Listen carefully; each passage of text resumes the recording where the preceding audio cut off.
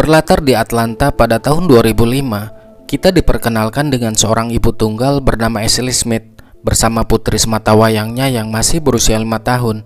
Ashley baru saja kehilangan suaminya, dan dalam kondisi terpuruk, dia berjuang melepaskan diri dari kecanduan alkohol serta obat-obatan terlarang.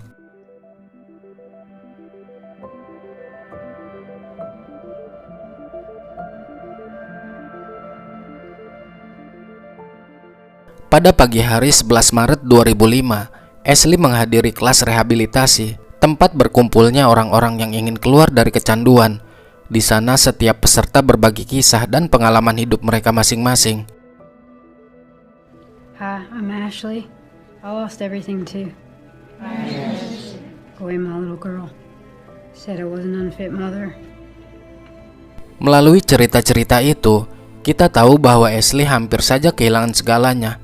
Ekonomi jatuh, mental tidak stabil, bahkan hampir kehilangan hak asuh putrinya.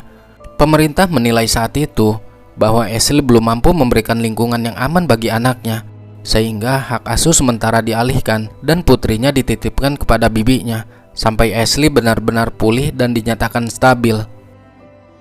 I just can't stop. Can't. Again and again.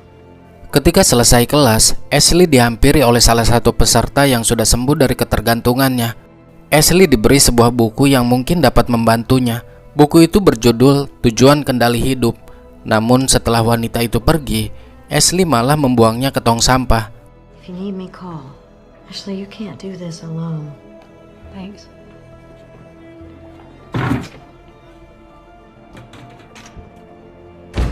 Sementara di tempat lain, kita diperkenalkan dengan seorang pria bernama Brian Nichols. Brian merupakan seorang napi yang akan diadili. Dia dibawa ke pengadilan Fulton County di Atlanta menunggu persidangan. Sikapnya yang tenang membuat para petugas tidak menyangka jika dia sedang merencanakan sesuatu. Saat Brian akan dimasukkan ke dalam selnya, tiba-tiba dia menyerang seorang wakil sheriff yang bernama Cynthia Hall, sehingga membuatnya pingsan.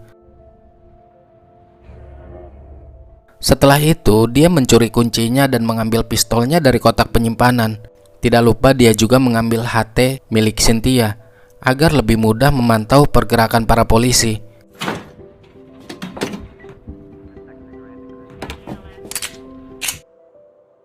Diketahui Brian Nichols adalah terdakwa kasus kekerasan seksual berat terhadap mantan pacarnya. Dalam laporan pengadilan, tindakannya melibatkan kekerasan fisik, penahanan secara paksa, dan ancaman serius terhadap korban. Kasus ini masuk dalam kategori feloni berat di Georgia, dengan ancaman hukuman penjara seumur hidup. Tekanan itulah yang kemudian memicu pelarian brutal, ketakutan, dan kepanikan memuncak, hingga satu keputusan fatal diambil di gedung pengadilan tersebut. Brian masuk ke dalam ruang sidang, di mana dia menembak mati seorang hakim bernama Roland Barnes dan reporter pengadilan bernama Julie Brandau.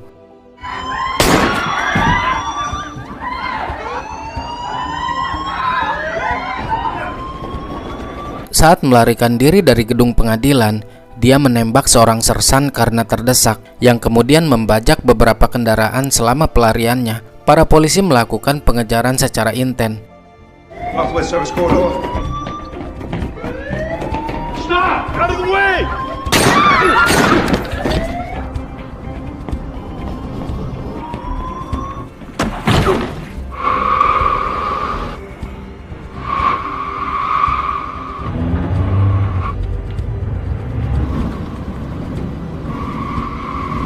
Ashley yang sedang berada di tempat kerja mendengar berita itu di televisi. Warga dihimbau untuk selalu berhati-hati karena si pelaku dengan keji telah membunuh 3 orang yang terdiri dari hakim, reporter, dan seorang sersan. Bagi siapapun yang melihatnya, segera melaporkannya ke polisi. Di waktu yang bersamaan, dia juga mendapat kiriman paket yang ternyata teman rehab yang tadi memberinya buku mengirimkan kembali buku tersebut agar Ashley membacanya.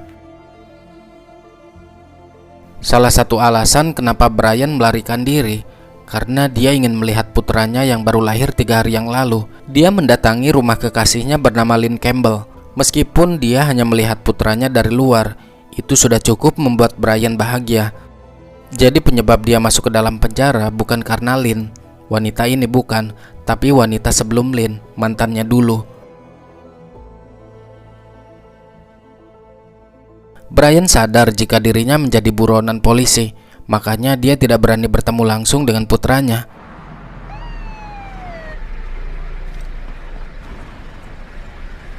Tidak berselang lama, Detektif John datang menemui Lynn. Has Brian Nichols tried to contact you in any way? Detektif Carmen bertanya mengenai Brian Nichols. Apakah dia menghubungimu? Lynn menjawab tidak. Lynn memutuskan untuk tidak ada hubungan lagi dengannya setelah tahu apa yang Brian lakukan terhadap mantan pacarnya. Detektif John yang kurang yakin dengan pernyataan dari Lynn menugaskan 2 polisi untuk mengecek ke dalam rumah. Namun mereka tidak menemukan apapun. Diketahui putranya bernama Christopher. What's his name? Christopher. We're gonna leave these 2 officers here with you.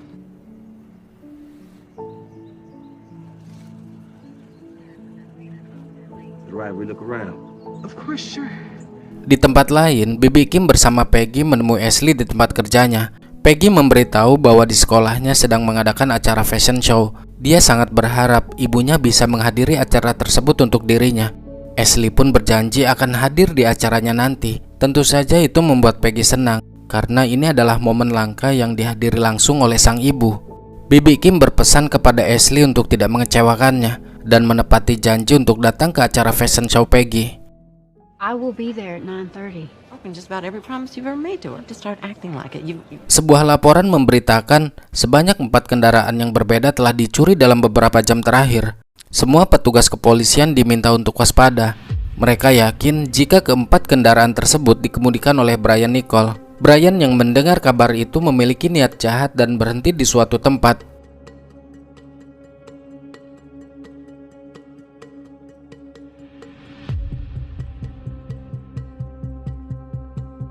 The suspect Brian Nichols in the courthouse homicide. I've listened to. Think the personality. Malamnya, berita kembali dihebohkan dengan kematian seorang pria parubaya bernama David Wilhelm, yakni seorang petugas imigrasi federal Amerika Serikat. Mobil David dinyatakan hilang. Ternyata tadi Brian berhenti di suatu tempat untuk mencuri mobil dan membunuh pemiliknya. Di saat sedang beres-beres rumah, Ashley menemukan narkoba yang biasa ia gunakan. Dia dilema antara membuangnya atau kembali memakainya, mengingat dia menjadi seorang pecandu sejak masih duduk di bangku SMA. Namun karena tidak ada orang di sana dan tidak ada orang yang mengingatkannya, dia pun akhirnya mencoba kembali.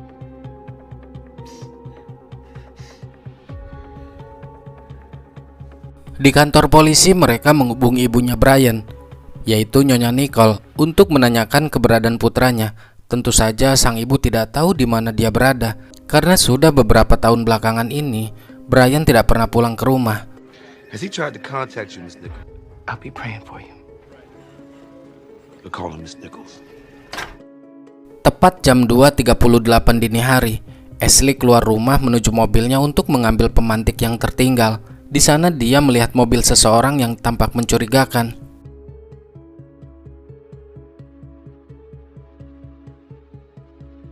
Setelah mendapatkan pemantiknya, Ashley bergegas menuju ke dalam rumah. Dan itu adalah Brian. Brian mengintai rumah siapapun untuk bersembunyi. Dia membekap dan menyuruhnya jangan berteriak jika tidak ingin timah panas bersarang di kepalanya. Brian bertanya, siapa lagi yang tinggal di rumah ini? Dan mana anak kecil yang ada di foto itu? Ashley menjawab bahwa dia tinggal sendirian. Anaknya berada di tempat lain. I'll live somewhere else.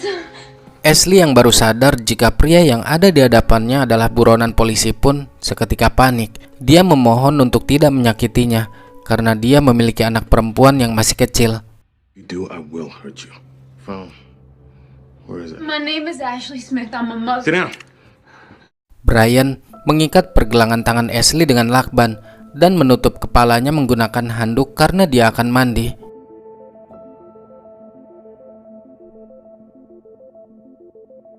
Dokter yang menangani Brian didatangkan ke kantor polisi. Dia menjelaskan bahwa Brian mengalami paranoia, di mana dia merasa takut berlebihan dan kecurigaan yang ekstrim terhadap sistem. Tapi dia sendiri ragu kalau Brian adalah pelaku pemerkosaan seperti yang dituduhkan, karena saat dokter menanyakannya langsung, Brian bersikeras membantah tuduhan itu. Episodes of paranoia, deeply in denial. Ashley bertanya apakah Brian memiliki anak. Brian menjawab, iya, ia memiliki seorang putra yang baru saja lahir 3 hari yang lalu, dan itu pun diberitahu oleh pengacaranya. Dia berpikir semua orang berusaha untuk menghancurkan mentalnya, termasuk mantan pacarnya dulu. Dia merasa tidak melakukan apapun seperti yang dituduhkan. Newborn. Baby boy. I didn't rape anyone. No one wants to listen. What happened? Minister from our church cheated on me with a minister, and I had a lot to drink. Say I did. But I did not do those things they said. Para polisi melakukan olah TKP di kediaman David Wilhelm. Diketahui David ditembak di rumah barunya, sementara istrinya saat itu sedang berada di apartemen mereka. Istrinya benar-benar terpukul atas kematian sang suami. Dari jasad David, Detektif John menganalisa, sepertinya si korban ditembak dari arah dekat karena lukanya cukup dalam. Ditemukan juga sebuah ponsel yang masih menempel di genggaman David. Dia belum sempat mengirim panggilan ke 911. What'd she say? Never got to his end. Besides a gun, let's see if he took anything else to tackle Deputy Hall. Mereka yang sadar jika Brian membawa alat komunikasi pun berusaha untuk menghubunginya. He took her radio. That would lead to the capture of Brian. $1,000 reward is offering a 65. The Atlanta Police Department monitoring us. Met your son today. Awalnya panggilan melalui HT itu membuatnya tak bergeming, tapi setelah menyebut nama Christopher bahwa mereka akan mempertemukan Brian dengan putranya, membuat dia panik dan dia disuruh untuk menyerahkan diri. Mereka juga berusaha melacak keberadaan Brian melalui sinyal HT, tapi semua itu sia-sia karena Brian telah menghancurkan HT-nya. So turn yourself in. Be a tragedy if you never met Christopher. The way it goes. Promise you, you will meet your son. The longer you stay out there, the harder. Promise. It's gonna be for me to keep that. The quicker you end, the sooner you get to see Christopher.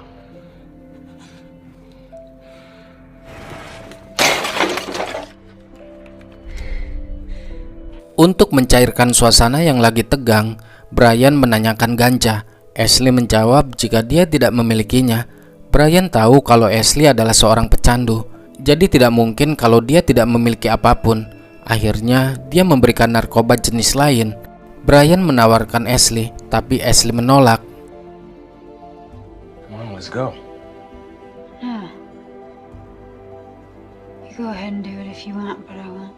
Brian tergeletak di lantai setengah sadar, nafasnya tak beraturan. Dalam kebingungan itu, dia meraih sebuah buku yang pernah dikirimkan oleh teman rehabnya. What is that? What are you doing? A book. Just a book. Driven life. Read it to me. Read it. Atas permintaan Brian, Ashley mulai membacakan isi buku tersebut. Kata demi kata mengalir, membahas betapa pentingnya Tuhan dalam hidup manusia. Untuk menemukan hidup, seseorang harus mencari Tuhan terlebih dulu. Must be given with God. Stop. Mendengar kata-kata itu, Brian justru membantah. Dia mengatakan bahwa ayahnya adalah orang yang rajin beribadah, tapi juga seorang alkoholik. Bagi Brian, semua nasihat tentang Tuhan dan tujuan hidup tidak lebih dari sekedar omong kosong. Dan sejak saat itu kepercayaannya runtuh. Place is full of con artists. It's a bunch of church crap. My dad went to church every Sunday. He was a mean drunk. I've got a demon in me. Ashley berkata jika dia memiliki janji dengan putrinya di jam 9 pagi untuk menghadiri acara fashion show. Namun Brian tidak peduli dan Ashley tidak boleh pergi kemana-mana. I need to leave at 9 to see my daughter. I'm not going anywhere. Sisi lain, para polisi bersama FBI terus mempersempit pencarian. Fokus mereka tertuju pada mobil yang digunakan Brian, yaitu mobil milik David Wilhelm. Pencarian itu disiarkan secara langsung. Brian yang melihat berita itu di televisi seketika panik karena mereka telah mengidentifikasi mobil yang digunakannya. Dia mengajak Ashley untuk membuang mobil tersebut. Dengan membawa 2 mobil, mereka berdua pun pergi dari sana.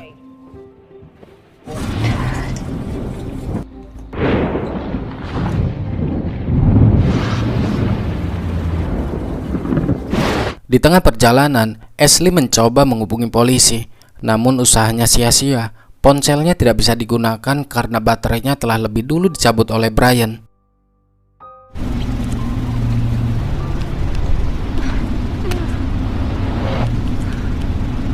Tiba-tiba mobil yang dibawa Ashley mogok. Dia lantas keluar untuk mengeceknya.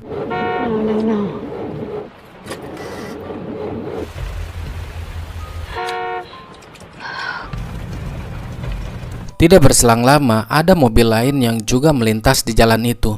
Pria tersebut turun, berniat untuk membantunya. Khawatir jika Ashley akan menceritakan kejadian yang sesungguhnya, Brian pun keluar dari mobil dan menatap pria itu dari kejauhan.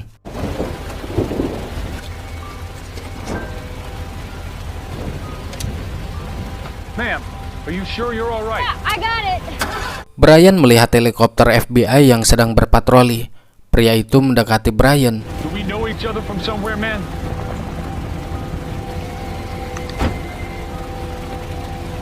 Tak ingin terjadi sesuatu, Ashley pun mendekati Brian dan mengucapkan terima kasih kepada pria tersebut karena dia sudah berusaha untuk membantunya. Take care of yourself, ma'am. Thank you.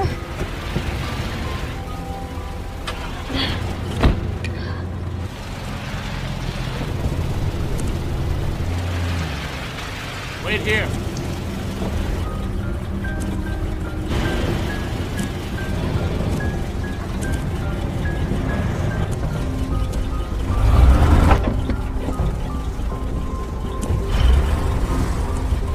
Sempat terfikir oleh Ashley untuk meninggalkan Brian seorang diri saat Brian meninggalkan mobil itu di suatu tempat.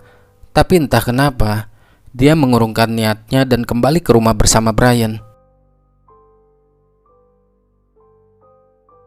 Di dalam mobil, Brian menanyakan tentang suami Ashley. Dengan mata yang berkaca-kaca, Ashley menjawab jika suaminya sudah meninggal terlibat perkelahian dengan bandar narkoba. Dia sangat merindukan sang suami. He's dead. He was stabbed to death by a drug dealer. He'd still be alive. Should have made him stay home that night. I miss him. It's all my fault.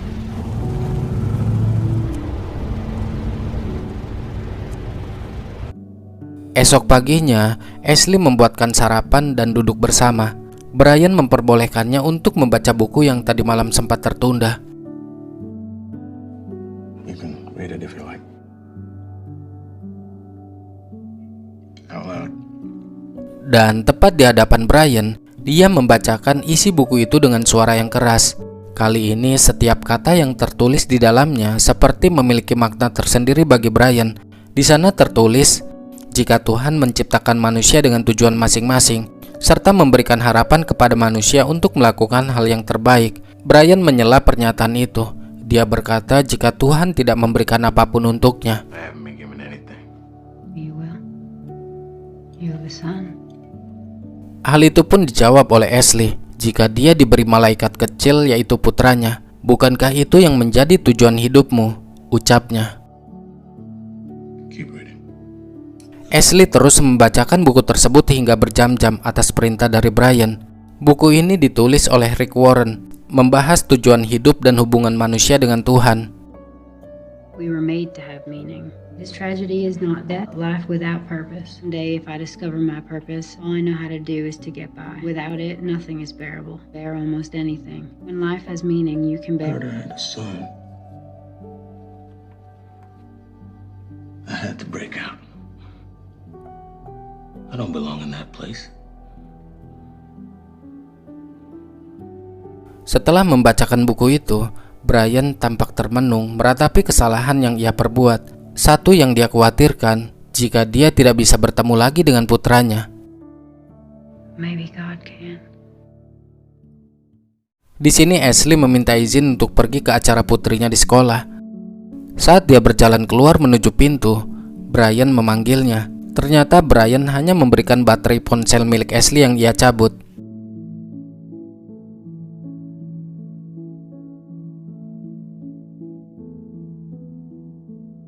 Saat di perjalanan, dia bergegas menghubungi polisi. Ia mengatakan kalau dirinya disandra dan saat ini Brian sedang berada di dalam rumahnya. Nichols is in my apartment. Please hold on. Water Apartments.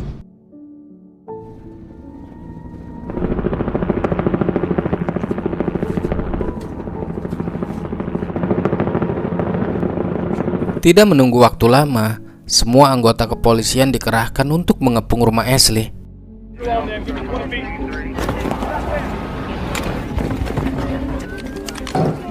Put a tighter circle around the apartment.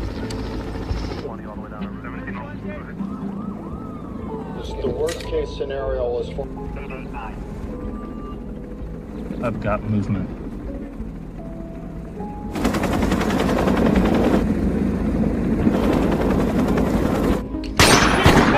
Down your weapon and come out there with Brian Nichols.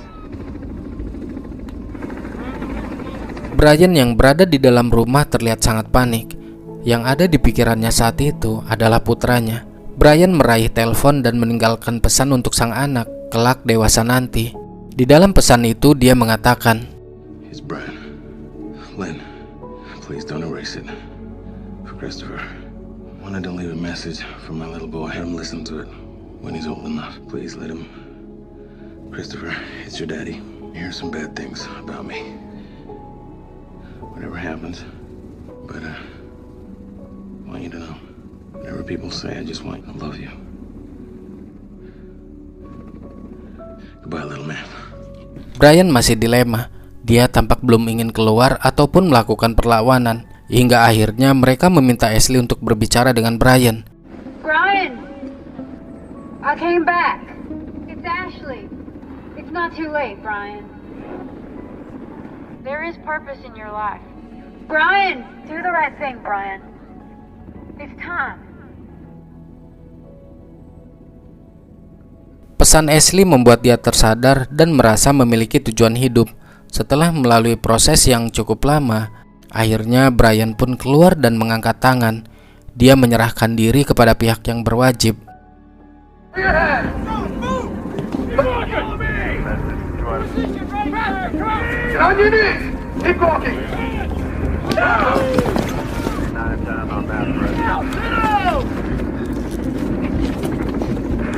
Terlihat dari tatapannya, Ashley merasa bersalah dan kasihan kepada Brian.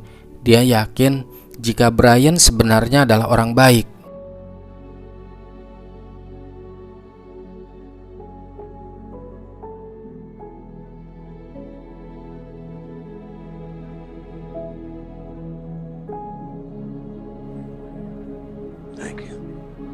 Tak berselang lama putrinya dan Bibi Kim datang ke tempat Ashley. Ashley tampak begitu senang karena kedatangan mereka.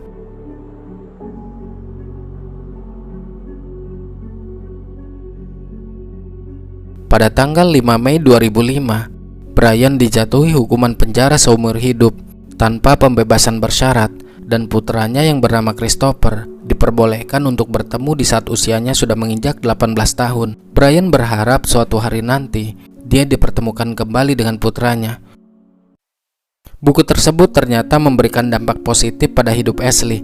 Sejak peristiwa itu, dia benar-benar menjauhkan dirinya dari obat-obatan terlarang.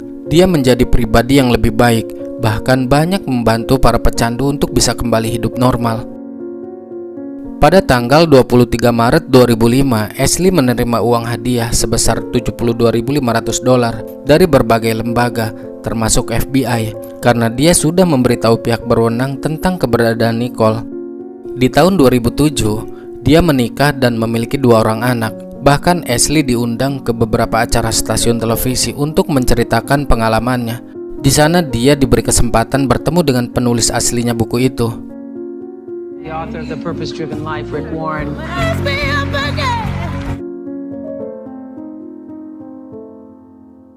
Berfokus pada kesalahan masa lalu hanya dapat menyakiti dan menghentikan kita dari masa depan yang cerah. Untuk memulai dari awal dan bergerak maju, ada banyak hal yang harus kita tinggalkan. Entah itu pengkhianatan, masa kecil kelam, atau pekerjaan yang buruk. Setiap orang baik pasti mempunyai masa lalu yang belum tentu baik, dan setiap pendosa pasti mempunyai masa depan yang bisa jadi lebih baik.